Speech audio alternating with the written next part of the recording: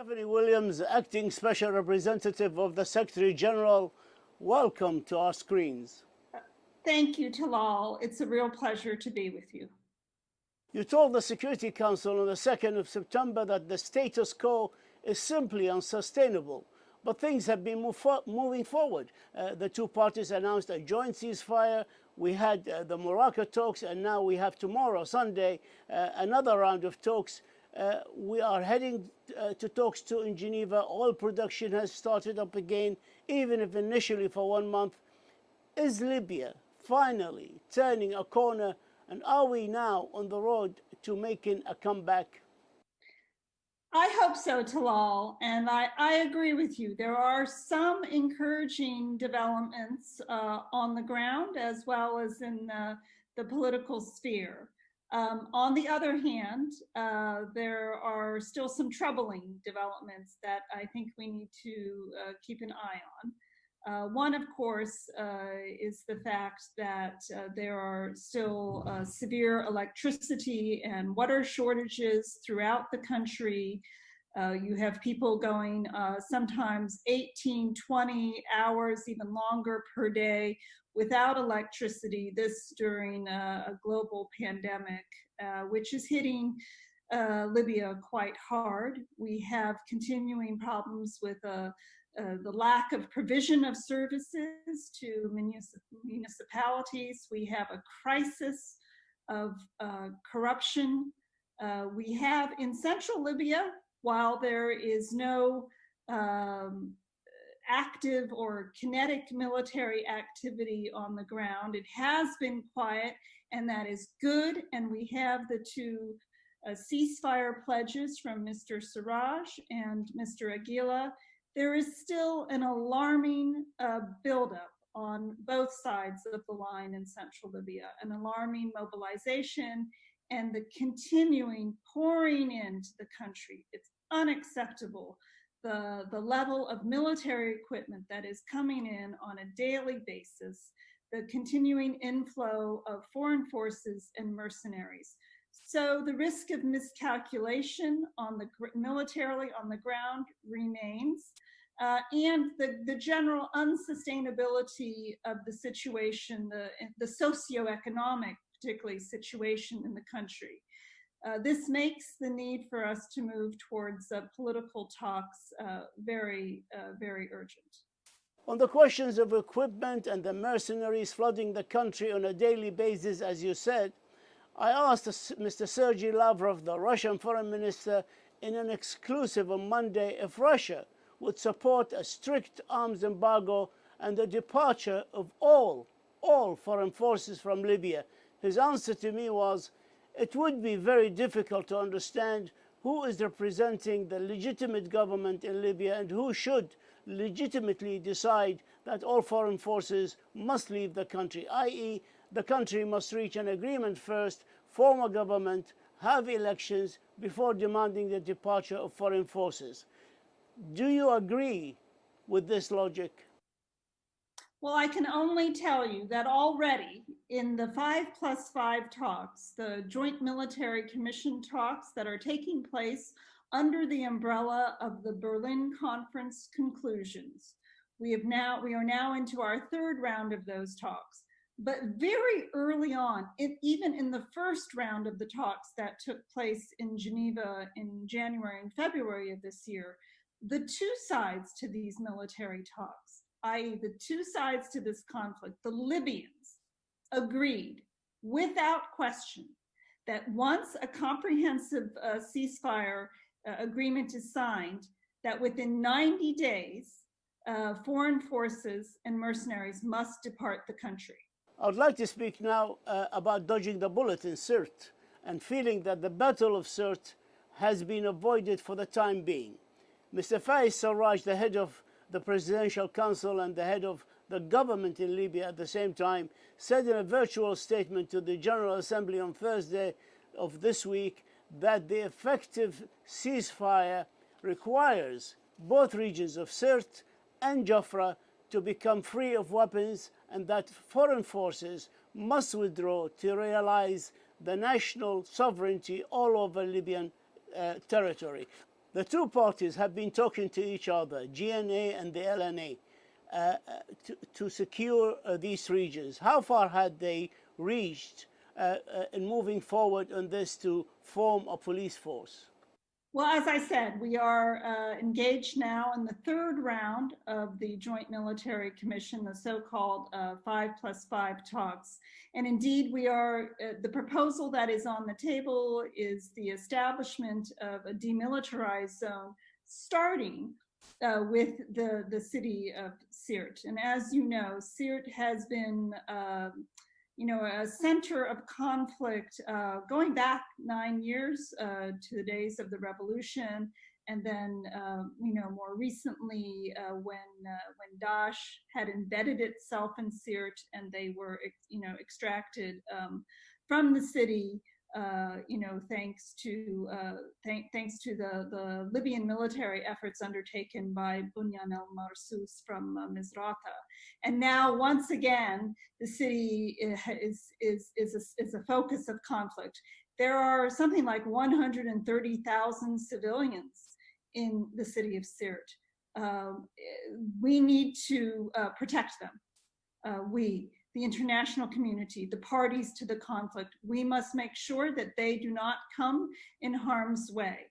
And if you can imagine, there are already 400,000 Libyans who are internally displaced, who due to conflict have had to leave their homes and move to another part of the country. We do not want to add to that number another 130,000 innocent people. So this is why there is a tremendous focus on protecting the city of Sirte and other populated areas in the central region. I would also note that this is the heartland of Libya's oil infrastructure. The oil crescent is located in the central region. And Libya derives the vast majority, over 90% of its wealth is through oil. And so we also have an urgent need to protect oil infrastructure. The Turkish-Russian talks on securing the ceasefire in Libya have been suspended due to disagreement between the technical committees of the two countries. Your comment, please. I welcome any efforts, obviously, to bring peace and stability to Libya, to allow the Libyans to reclaim their sovereignty. What I see now is really a blatant breach of Libyan sovereignty with this the daily violations of the UN arms embargo, and really just the flagrant intervention by a whole host of countries in Libya. So what we need is to turn that foreign interference into foreign assistance, into helping the Libyans who now want to come back together, who want to go to the dialogue table. Look, we've had a situation in Libya where the military tool has been used. There has been an attempt to take power by force. That failed. And there is no military party, there's no ability of any party to the conflict in Libya to take the entire country by force. It is just not possible. It's been demonstrated. It failed. There has also been the use of the economic tool by blockading the oil. That has not worked. That has just led to more misery for the Libyan people, a sharp deterioration in the socioeconomic conditions in the country. So what's the tool that's left? The tool that is left is dialogue. And that is what Libyans want. And that's what I've been working on over the summer that yielded this August 21st parallel statements by Mr. Siraj and Mr. Aguila that led to the follow-on meetings in Montreux, in Morocco, in Egypt. And what I hear from Libyans is that they want to return to the political dialogue table to get their country out of this long-standing crisis, to unify their institutions, and most importantly, And this is what Libyans want. They want national elections because the country has suffered a terrible crisis of legitimacy that really can only be treated through fresh national elections that would produce a new parliament and a president. Resolution 2542 extended UNSMIL by 1 year, and on the 15th of September asked the Secretary General to make recommendation for how the UN can take part in scalable ceasefire support. Since you are now leading UNSMIL, what would you recommend to the Secretary General? Well, I have recommended and I have communicated already to the Secretary General and to my leadership generally in New York the results of the discussions that have taken place between the Libyans themselves under the umbrella of the 5+5, which is that what the Libyans have told us what they want is an unarmed UN supervised international monitoring force. And that the Libyans themselves, the parties would have a sort of an ability to veto the inclusion of certain nationalities. They did not go into any detail on the nationalities, but this is the broad framework that they would be comfortable with. And so that's the basis upon which we are operating right now. The government of National Accord has plans with Turkish help to create an army. They call it National Guard, and that is before reaching a final settlement on the crisis. Isn't it time really not to think about armies, but to think about the political dialogue between the parties? It is now time for the political dialogue. We have encouraged for some years now, and we have engaged with the various Libyan authorities on the need for DDR and the need for disarming and demobilizing and reintegrating armed groups, as well as more broadly security sector reform. And that is really, it needs to be a national effort. And we obviously encourage, any efforts that go towards that. But of course, these broader security arrangements are subject to discussion in the political dialogue as we move towards a comprehensive solution to the Libyan crisis. What would you say to the critics of UNSMIL who say that the Libyan political forum that you took part in forming it is heavily weighed in favor of the GNA, the Government of National Accord? There are 13 from the GNA, and 13 from the LNA, and also representative of civil society, women, tribal leaders. But they argue that this is heavily weighed in favor of the GNA, and hence this body is going to determine a very pivotal personalities like the head of the government, the head of the Presidential Council, and 2 of his deputies.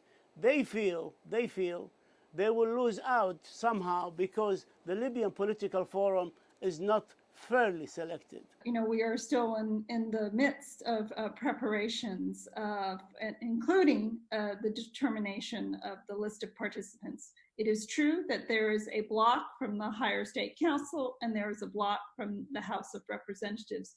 Those individuals were democratically elected by, on the basis of their districts, by the other members of parliament in those districts. And so that selection is pretty much set. What I would say is this, and Libyans obsess on names, and they immediately engage, unfortunately, many people immediately engage in character assassination, which I think is quite a negative trend. What I would say is this, and I have heard from many Libyans in the last few days.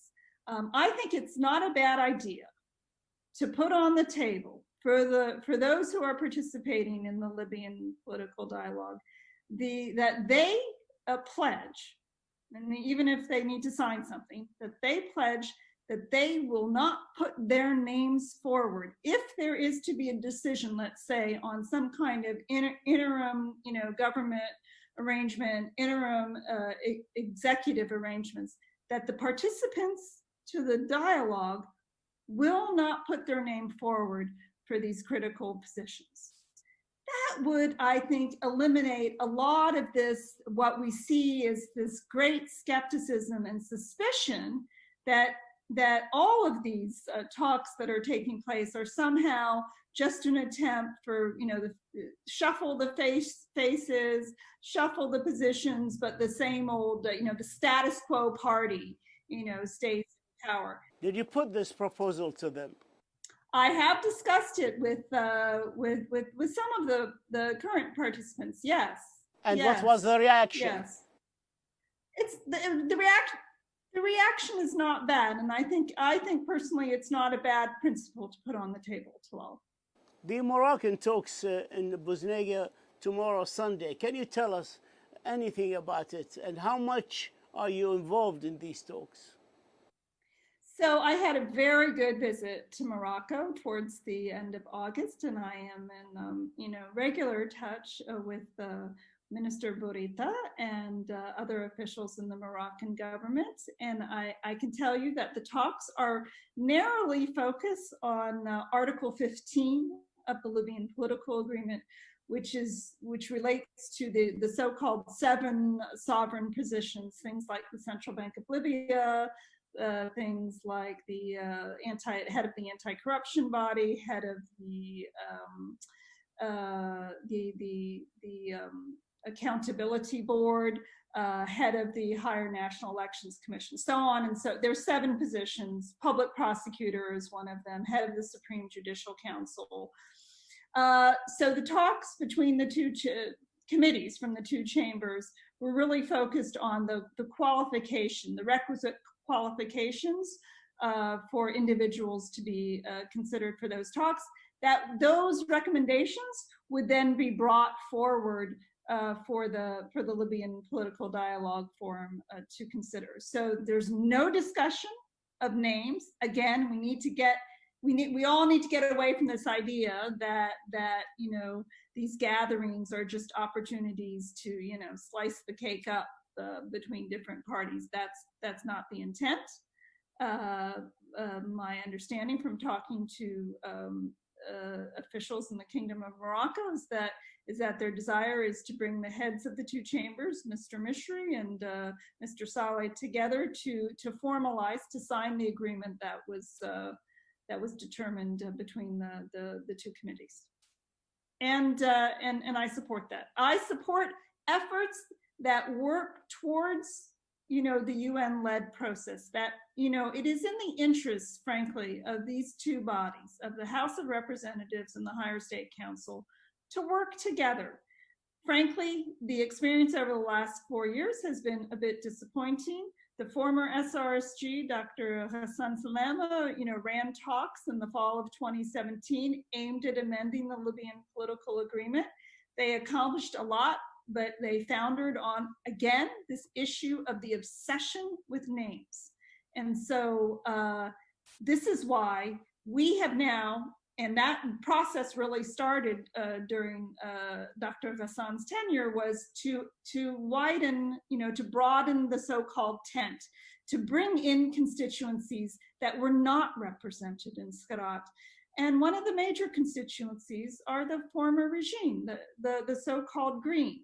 And we have worked diligently in the mission and through the national conference process, which was, conducted by the Center for Humanitarian Dialogue, and all the meetings that were held throughout the country to ensure a broader representation in a political dialogue.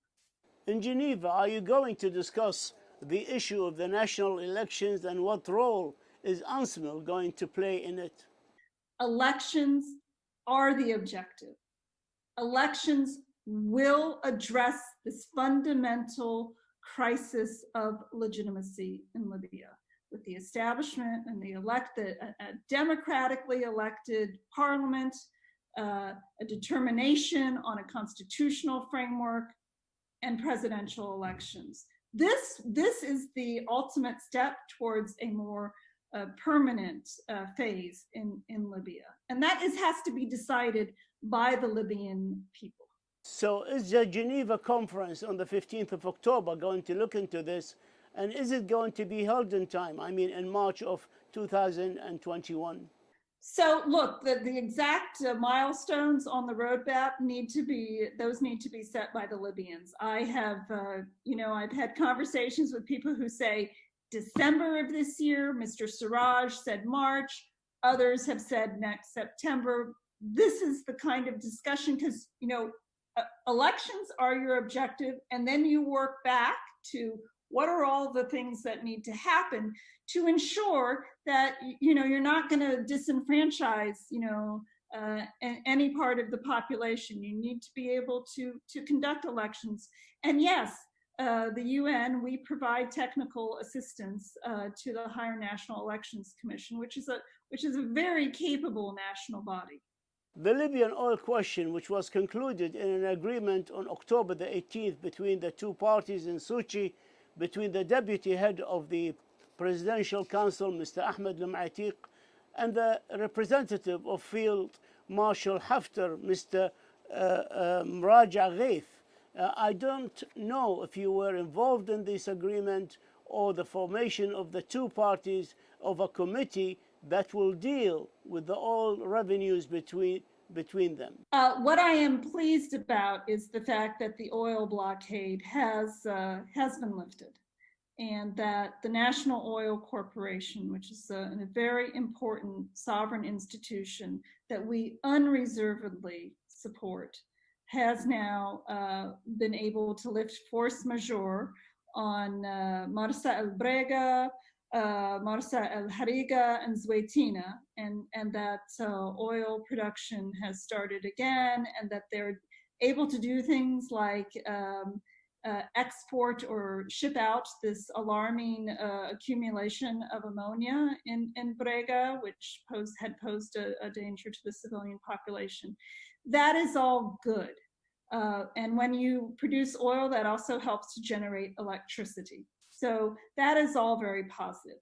On the issue, the broader issue of what I call really its management of Libya's oil revenues, that is a part and parcel of the discussions that have taken place under the umbrella of Berlin through the Libyan-led economic track and the international, economic working group.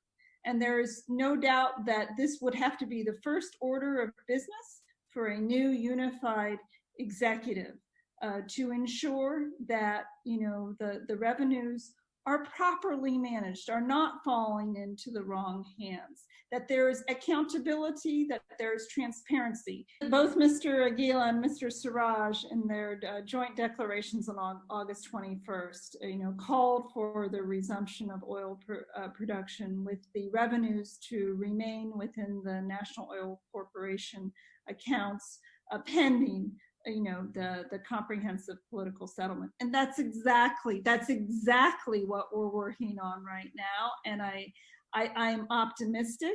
I believe that there will be, a solution to the issue of the oil revenues, to the issue. The Libyan people have a right to know how their wealth is being spent. In this regard, we are also very pleased that the international audit, the long-awaited international audit, was launched on August 1st of this year. This is an audit of the two central banks, the central bank in Tripoli and the central bank in Beta. This will be a 6-month-long international review of the two banks. I would like to move quickly now to human rights. What can you tell us about the 3-person team, which is a fact-finding commission from the Human Rights Council, and why is the international community failing to deal with human trafficking in Libya? I'll start with your last point first. Look, the way to deal with the crisis of human trafficking and the abuse of migrants and refugees in Libya, and the horrendous conditions that they're subjected to also as they seek to cross the Mediterranean, is for there to be a solution to the Libyan crisis. Once there is, a unified government in place, once there is security and stability, then these networks, these horrible people who traffic in human beings, can be pursued. and put out of business. So, that's the ultimate solution to the crisis is for us all to work towards peace in Libya. With regard to the human rights situation generally, look,